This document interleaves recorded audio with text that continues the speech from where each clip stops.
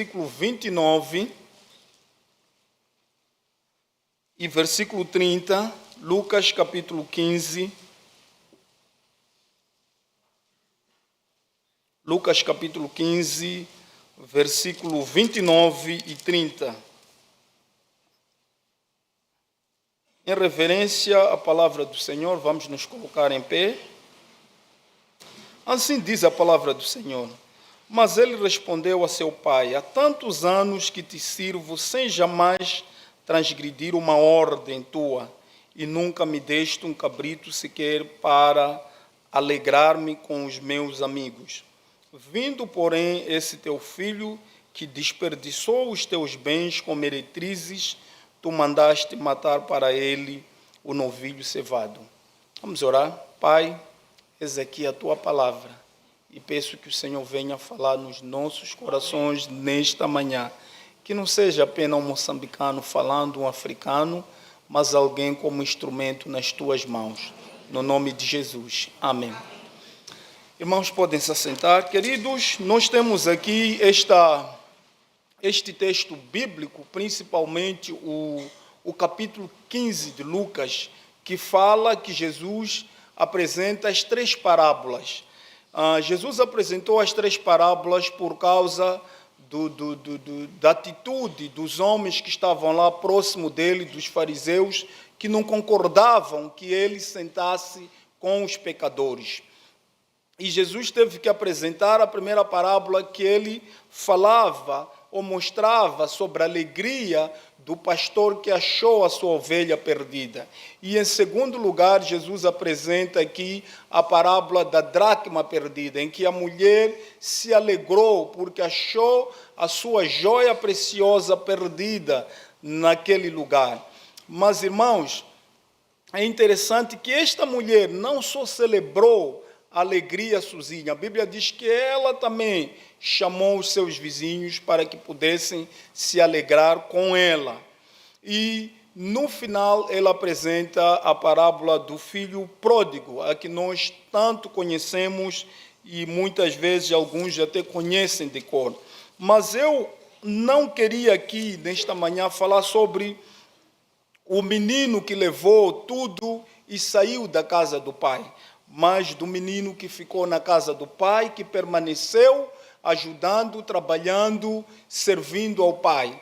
Esse menino, quando volta do campo, ele fica revoltado, porque o pai estava a fazer uma festa para o filho que se havia perdido. Queridos, minha pergunta nesta manhã seria: qual é sua atitude diante dos pecadores? Este menino, o filho mais velho, quando ele chega, ele se entristece de ver a celebração do pai por causa do filho que havia voltado, que estava perdido. E ele diz para o pai: há tantos anos que te sirvo e você nunca me deu um cabrito para eu me alegrar com os meus amigos. Muitas vezes tem pessoas que ficam dentro da igreja, eu não sei se é o caso daqui, mas no nosso caso tem muita gente lá na África que vai na igreja buscando o benefício de estar dentro da igreja. Alguns acham que indo para a igreja, o primeiro benefício é quando ele morrer ou um familiar morre, ele tem a ajuda da igreja, e a igreja faz isso. Então as pessoas ficam muito tempo ou estão lá dentro da igreja porque vão ganhar alguma ajuda no futuro. Outros vão para a igreja porque têm facilidade de casar lá dentro. Ou alguns vão para as igrejas porque acham que os outros irmãos podem facilitar para ele ter um emprego. Eu não sei qual é o motivo que faz você estar dentro da igreja. No nosso país, algumas vezes tem sido esse. Alguns estão lá não porque amam a Deus, mas estão lá por causa dos benefícios que terão estando dentro da igreja.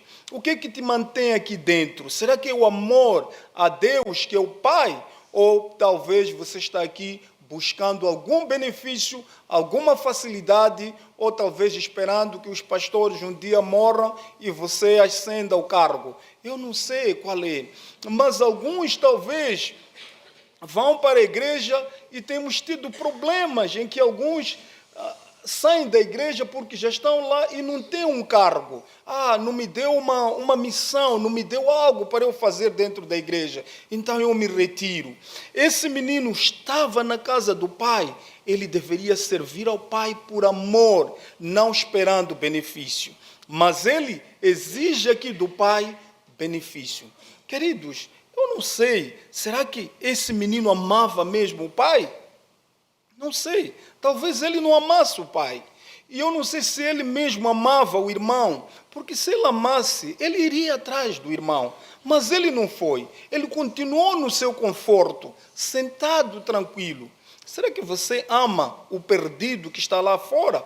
Ou você prefere continuar aqui dentro, no conforto, sentado?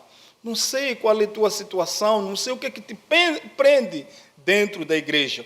Mas vamos ver o versículo 30, que mostra aqui que o menino diz para o pai, eu não sei, lá para nós, ele diz assim: vindo, porém, este teu filho, que desperdiçou os teus bens com meretrizes. Se ele diz, vindo, porém, esse teu filho, aqui mostra que ele estava a se distanciar do irmão, porque ele era pecador. Os pais lá, quando o filho faz uma coisa boa, ele se enche de orgulho e diz, veja o que o meu filho fez. Mas quando ele faz algo errado, aí chama a esposa e diz, veja o que teu filho fez. Esse é teu filho, esse não é meu filho. Então, ele tenta se separar porque o filho fez algo que não era bom. E nós estamos a ver aqui que este menino, ele se distancia do irmão porque o irmão não havia feito uma coisa boa. Qual é a tua atitude diante dos pecadores? Quantos estão aqui em redor desta igreja? Será que você está longe deles ou você tenta se aproximar? Irmãos, eu conheci a Cristo porque alguém saiu do Brasil para Moçambique e ela era uma branca, e nós brancos chamamos mucunha. Ela, quando chegou lá na nossa cidade, ela foi para trabalhar com as mulheres, mas o trabalho com mulheres não deu certo. Aí ela começou a trabalhar com crianças. E aquela mucunha, aquela branca que veio daqui do Brasil, foi como missionária, todo domingo ela alcançava crianças em redor daquele bairro onde nós morávamos.